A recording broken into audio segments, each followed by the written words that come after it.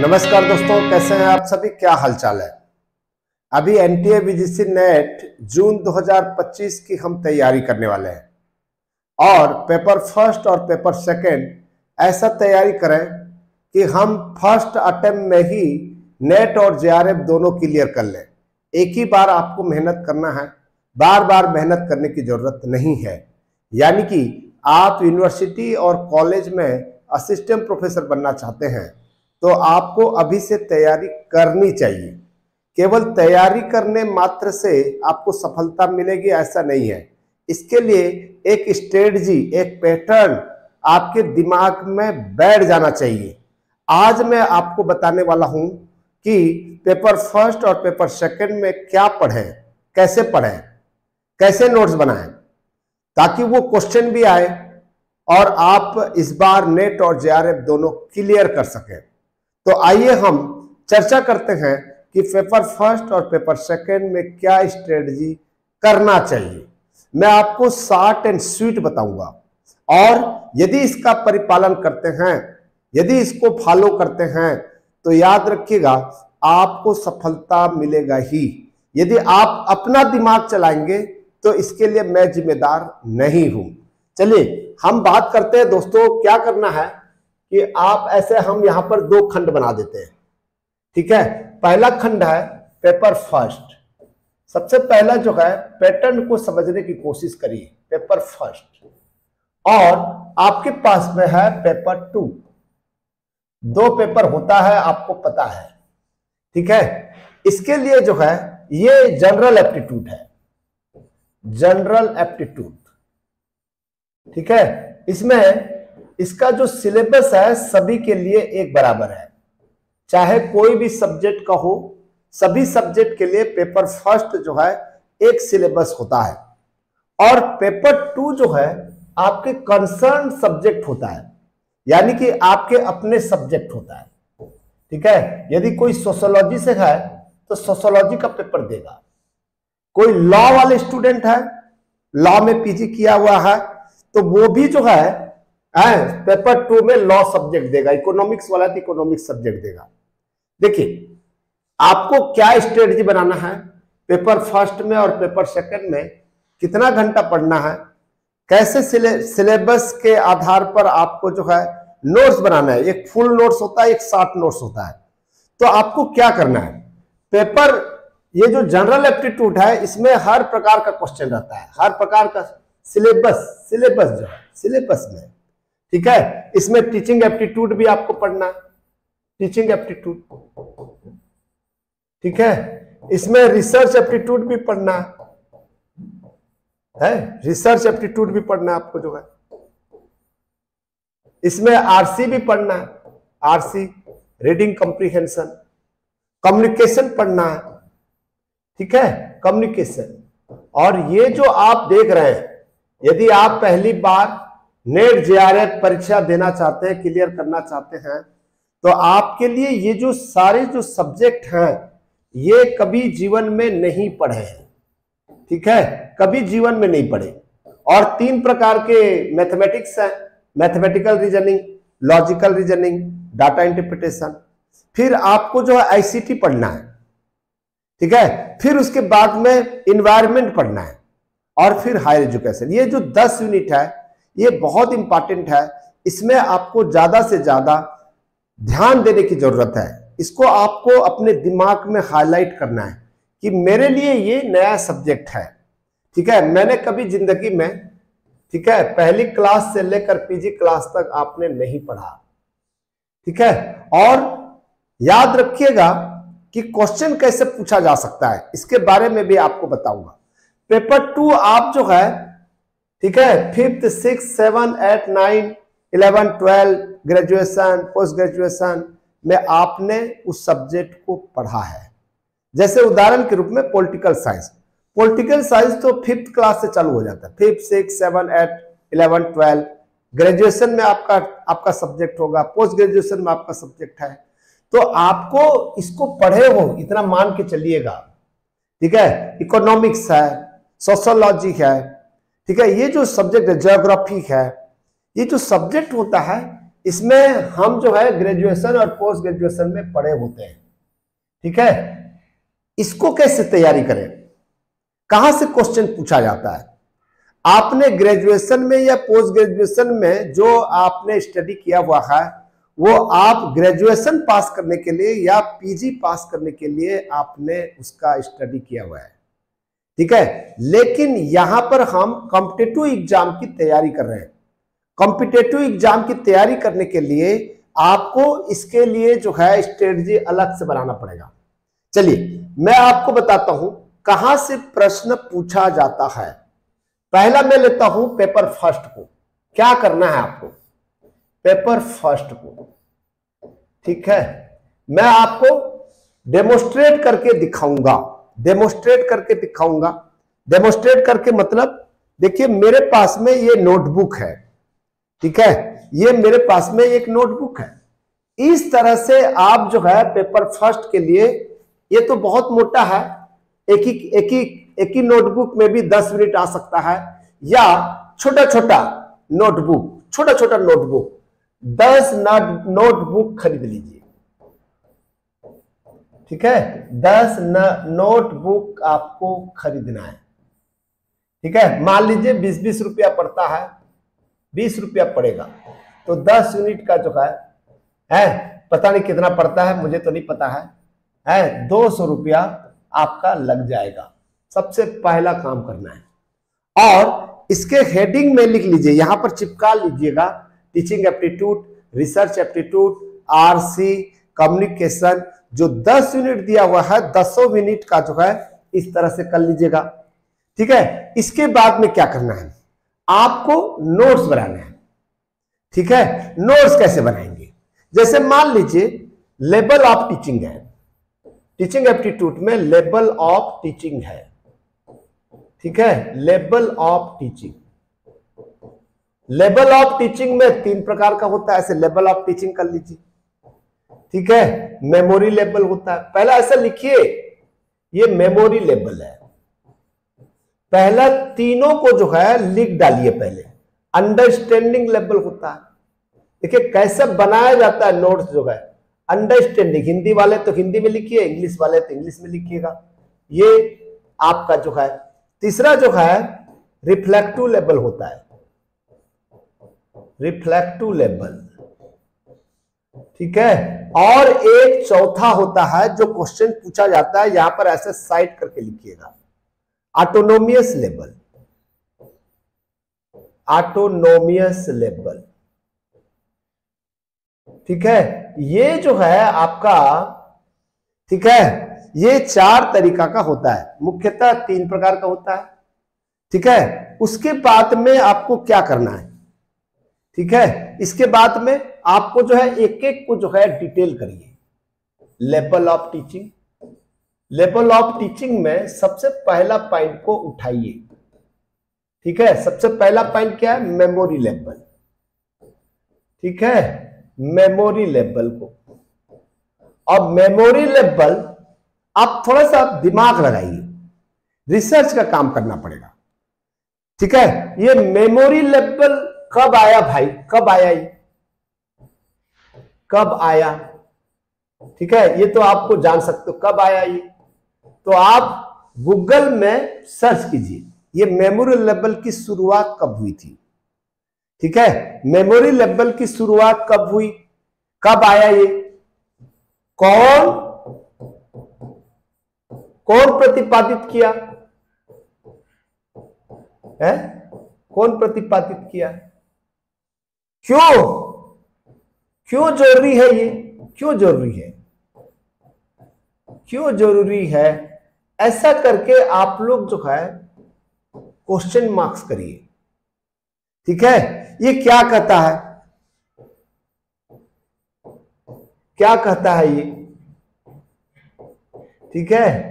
तो इस तरह से आप जब प्रश्न बनाएंगे, अपने आप में प्रश्न उठना चाहिए, विचार मंथन होना चाहिए, और फिर गूगल में जाइए कि मेमोरी लेवल की शुरुआत कब हुई।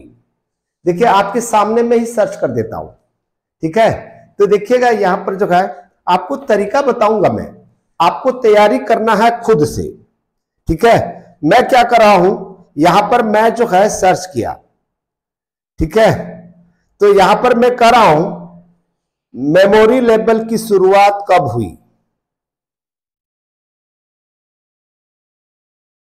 ठीक है। तो यहां पर गूगल बताएगा, ठीक है। ये कह रहा है जॉन फ्रेडरिक हर्बर्ट, देखो यहां पर अपने आप आ गया मेमोरी लेवल। तो यहां पर जो है शुरुआत कब हुई, कब आया ये, तो ये कह रहा है कि ये प्रतिपादित करने वाला भैया जॉन फ्रेडरिक हर्बर्ट है। देखिएगा यहां पर ऐसा उतार लीजिए, जॉन फ्रेडरिक,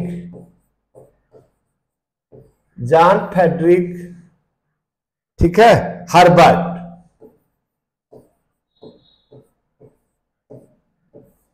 ठीक है। ये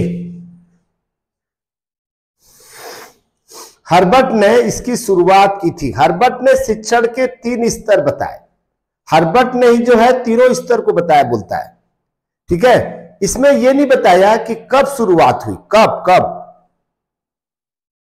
ठीक है। इसको लिखिए, हर्बर्ट ने कब शुरुआत की, ठीक है। ऐसा यदि सर्च करेंगे तो आपको मिल जाएगा। ये देखिएगा कब शुरुआत की, 1806 में, 1806 में। उनकी पुस्तक का नाम है दोस्तों एल्जीमाइन पेडागोगी, ठीक है। यहां पर 2 किताब है इनकी, तो यहां पर देखिएगा ऐसा आपको उतारना है, एल्जेमाइन, ठीक है, एल्जेमाइन और पेडागोगिक इस किताब का नाम है,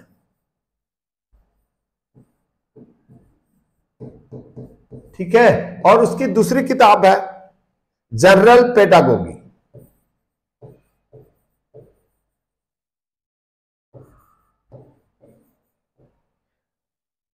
जनरल पेडागोगी। ये देखिएगा अपने आप पता चल रहा है, ये जो इसकी किताब का नाम है, ठीक है। इसी ने जो है सबसे पहला जो है, ठीक है। और इन्होंने क्या कहा, क्यों जरूरी समझा, इनका जो स्टडी है ये मनोविज्ञान, शिक्षा मनोविज्ञान, देखिएगा यहां पर शिक्षा मनोविज्ञान। आपको जो है पढ़ने का तरीका मैं बता रहा हूं, शिक्षा मनोविज्ञान को विज्ञान का दर्जा दिया, को विज्ञान माना, ये भी एक साइंस मानता है, विज्ञान माना, ठीक है। इसी किताब में अपने को मिलता है कि शिक्षा मनोविज्ञान को वैज्ञानिक आधार देने का प्रयास किया, ठीक है। इसमें क्या करता है, इसमें जो है उनका शिक्षण दर्शन है, ये कह रहा है इसमें शिक्षण दर्शन है, ये एक शिक्षण दर्शन के बारे में बताता है, ठीक है। शिक्षण दर्शन के रूप में प्रतिपादित हुआ और कहता है कि सीखने के प्रक्रिया को व्यवस्थित करना है, सीखने की जो प्रक्रिया होती है उसको हमें व्यवस्थित करना है। और उन्होंने कहा छात्रों के मानसिक विकास को चरणबद्ध करके उसको प्रस्तुत करना है, छात्रों के जो मानसिक स्थिति है, ठीक है, उसको जो है first step, second step, third step, fourth step, उसको जो है विकसित करने के लिए, चरणबद्ध करने के लिए उन्होंने जो है योगदान दिया। तो कुल मिला के ये है कि आपको पढ़ने का तरीका बदल जाएगा, ठीक है, पढ़ने का तरीका बदलना है। यानी कि इसका भी एक शार्ट नोट होता है, शार्ट नोट भी बनाना है कि आपको लिखना है कि मेमोरी लेवल में जो जो क्वेश्चन पूछा जा रहा है, ठीक है, जो जो क्वेश्चन पूछा जा रहा है उसको शार्ट नोट में बनाइए कि किस तरह से प्रश्न पूछा जाता है, ठीक है। अब क्या करना है, दूसरा स्ट्रेटजी नंबर 2, आपको क्या करना है, ठीक है। जैसे मेरे पास में जो नोटबुक है, इस नोटबुक में मैंने जो है अभी पिछले 5 साल का, विगत 5 साल के, ठीक है, विगत 5 ईयर्स के जो क्वेश्चन पेपर है, ठीक है, क्वेश्चन पेपर। उसका मैंने जो है इस नोटबुक में केवल टीचिंग एप्टीट्यूड का जितना क्वेश्चन पूछा गया है, टीचिंग एप्टीट्यूड में से, टीचिंग एप्टीट्यूड में से,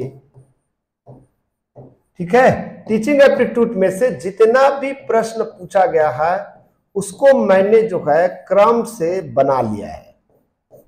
मुझे क्या समझ में आएगा, देखिए ये जो मेरा नोटबुक है, जो ये पूरा भरा हुआ है भाई, ये पूरा भरा हुआ है, ये पूरा भरा हुआ है। ये कौन सा आ गया ये, ठीक है, समस्या सूत्रीकरण रिसर्च आ गया। ऐसा ऐसे मेरे पास में कई किताब है, कई नोटबुक है, कुल मिला के यूं है। ऐसा ही आपको रिसर्च एप्टीट्यूड के 5 साल के जितना भी क्वेश्चन पूछा है एक जगह उतार लीजिए, ठीक है, समझ आ रही है मेरी बात जो है। तीसरा चीज है जो है आपको जो है फिर एक नोटबुक बनाना है, उसी में ही लेवल ऑफ टीचिंग में स्मृति स्तर, अवबोध स्तर, चिंतन स्तर, ऑटोनोमियस लेवल, जो 4 प्रकार के दिए हुए हैं, उससे संबंधित जितने भी 5 साल में पूछा गया है एक जगह। मेमोरी लेवल से क्या क्या क्वेश्चन पूछा गया है, अंडरस्टैंडिंग लेवल में क्या क्या क्वेश्चन पूछा गया है, ठीक है। तो इस तरह से आप मेहनत करेंगे तो आपको सफलता मिलेगा ही, आपको कहीं दूसरे जगह पढ़ने की जरूरत नहीं है, आपको एक प्रॉपर गाइडलाइन की जरूरत है, ठीक है। ये जो 2 स्ट्रेटजी है आपको शुरुआत में यही करना चाहिए। कम से कम 3 साल के क्वेश्चन पेपर का इस तरह से नोटबुक तैयार करना है। अच्छा, पेपर 2 के बारे में थोड़ा सा बता दूं। पेपर 2 में आप क्या करेंगे, ठीक है। पेपर 2 में मैं एक एग्जाम्पल के रूप में बता रहा हूं, चूंकि मैं लॉ के टीचर हूं, लॉ के बारे में बता रहा हूं, ठीक है। लॉ के बारे में यदि जूरिस्प्रूडेंस पढ़ रहे हो,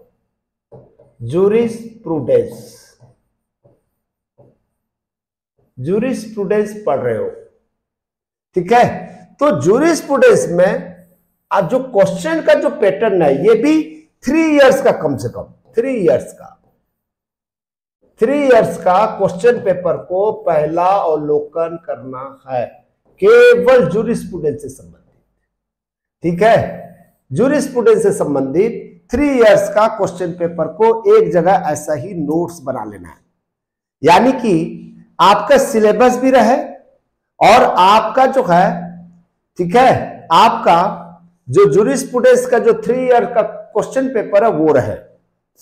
और जॉन ऑस्टिन के बारे में, जैसे जॉन ऑस्टिन के बारे में पूछ रहा है, जॉन ऑस्टिन के बारे में आप पूरी कहानी जो है एक जगह लिख डालिए, जॉन ऑस्टिन को ही, ठीक है। जॉन ऑस्टिन, जैसे मान लीजिए जॉन ऑस्टिन की बात आ रही है, क्योंकि यहां पर देखिए जे से मैंने ले लिया जॉन ऑस्टिन, ठीक है। तो मैं यहां पर गूगल में सर्च करूंगा जॉन ऑस्टिन के बारे में संपूर्ण जानकारी दें,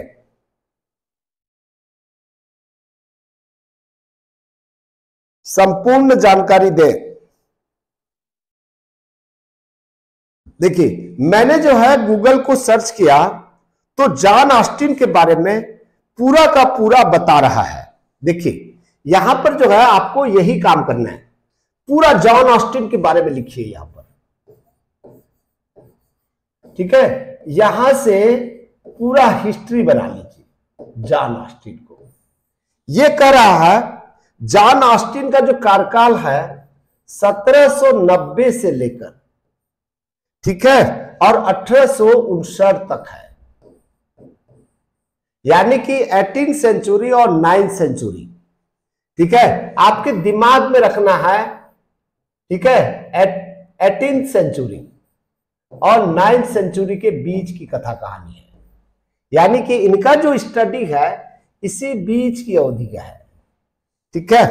अब फिर पूछ रहा है ये ब्रिटिश दार्शनिक है, ठीक है, आपके चित्र में आराम से बन जाएगा, ब्रिटिश दार्शनिक है ये। और सारे ब्रिटिश दार्शनिक तो पूरे दुनिया में राज किया है, समझ लीजिए। ये कितना बड़ा विद्वान होगा, ब्रिटिश दार्शनिक थे। ठीक है, ये एनालिटिकल जूरिस्प्रूडेंस के बारे में बात करता है। देखिएगा यहां एनालिटिकल जूरिस्प्रूडेंस। ठीक है, ये पूरी कथा कहानी बता देगा गूगल जो है। ठीक है, संस्थापक माने जाते हैं, फाउंडर, और उन्होंने लीगल पॉजिटिविज्म, देखिएगा यहां पर जो है इसी के अंतर्गत लीगल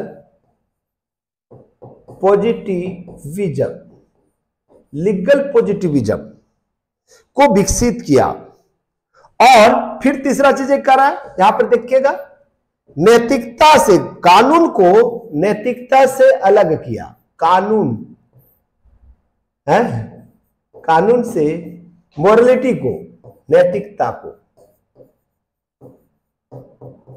अलग किया। एक उदाहरण के रूप में मैं आपको समझा रहा हूं, अलग किया। तो देखिए आपको ये चीजें जो है मोस्ट इंपॉर्टेंट है, इसी तरह से बनाएंगे तो आपको समझ में आ जाएगा। इंग्लैंड में पैदा हुआ था, ठीक है, इन्होंने कानून की पढ़ाई किया था, ठीक है, और उन्होंने प्रैक्टिस भी किया था। वे लंदन यूनिवर्सिटी के पहले प्रोफेसर थे। ठीक है, उन्होंने विधि शास्त्र पढ़ाया था, यानी कि वो जूरिस्प्रूडेंस के टीचर थे। ऑस्टिन का विधि शास्त्र कानूनी पॉजिटिविज्म पर आधारित था। ऑस्टिन का विचारधारा, केवल ऑस्टिन जो है आप कहते हो कि law is a command of sovereign, यहीं तक सीमित नहीं रहा है उनका। ठीक है, कानून को नैतिकता से अकल रखा जाना चाहिए था। उन्होंने कहा कानून संप्रभु द्वारा दिया गया आदेश होता है। देखिएगा तीन बातें जो है, कानून को नैतिकता से अलग रखना चाहिए, पहला बात बोलता है। फिर कहता है कानून संप्रभु द्वारा दिया गया आदेश होता है। विधि केवल वही है जो संप्रभु द्वारा लागू किया जाता है, उस पर दंड का प्रावधान होता है। ये तीन बात को लिख दीजिए। ठीक है, इनकी जो है कौन कौन सी ऑस्टिन की लीगल थ्योरी है, एक एग्जाम्पल के रूप में सभी सब्जेक्ट में हो सकता है। ठीक है, संप्रभुता का सिद्धांत, विधि का आदेश का कमांड थ्योरी, और क्लासिफिकेशन ऑफ लॉ। ठीक है, पॉजिटिव लॉ और लॉ इम्प्रॉपरली सो कॉल्ड। ठीक है, इसकी जो है प्रमुख कृतियां क्या क्या है, देखिएगा पूरा एक लाइन में आ जाएगा, और यहीं से क्वेश्चन जो है पूछा जाएगा। The province of jurisprudence determined, ये क्वेश्चन तो बार बार आता है। इसका सन भी आता है 1832। 1832 में, ये 59 है, ये 1832। जब ये सन याद होगा तो अपने आप आ जाएगा। फिर कहता है लेक्चर्स ऑन जूरिस्प्रूडेंस, इसकी 2 किताब है, लेक्चर्स ऑन जूरिस्प्रूडेंस।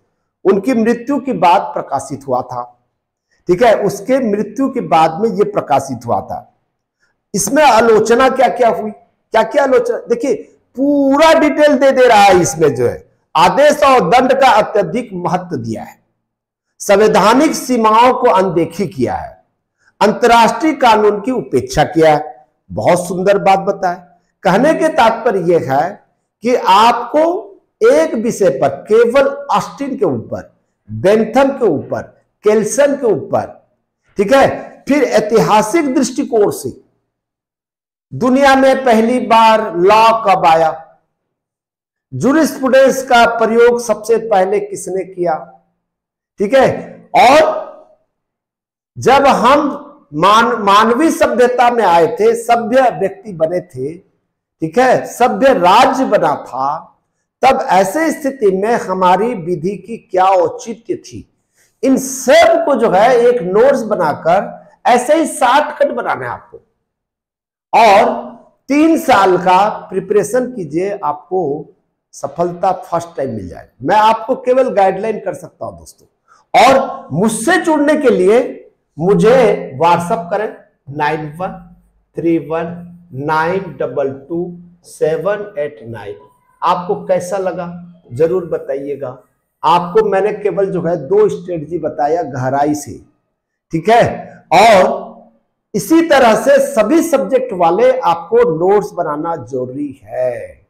नोट्स नहीं बनाएंगे तो कैसे चलेगा काम, और वो नोट्स बनाने के लिए मैं आपको हेल्प करूंगा, हर प्रकार के हेल्प करने के लिए तैयार हूं। ठीक है दोस्तों, मैं विदाई लेता हूं। आपको अच्छा लगा तो एक लाइक कर दीजिएगा, शेयर कर दीजिएगा। ठीक है दोस्तों, thank you thank you thank you thank you.